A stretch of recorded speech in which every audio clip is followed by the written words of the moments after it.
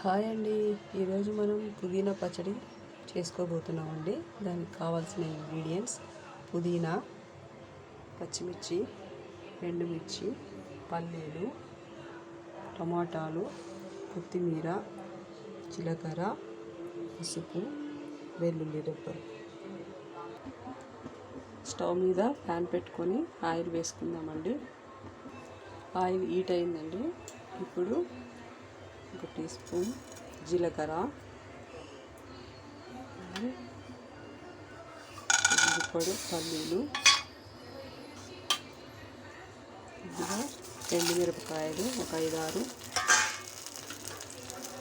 ఒక 7-8 పచ్చిమిర్చి అండి వేయించుకోవాలండి. ఇప్పుడు ఇవి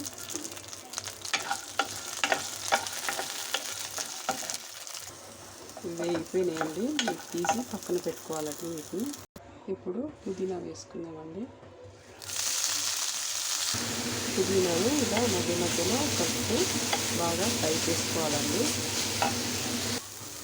పుదీనా పూర్తిగా వేగిపోయిందండి.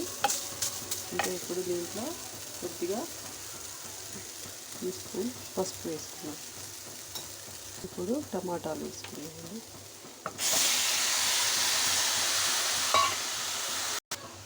టమాటోస్ వేసుకున్న తర్వాత ఇప్పుడు కొద్దిసేపు మూత పెట్టి మగ్గిద్దామండి. ఇప్పుడు మూత తీసి చూద్దామండి.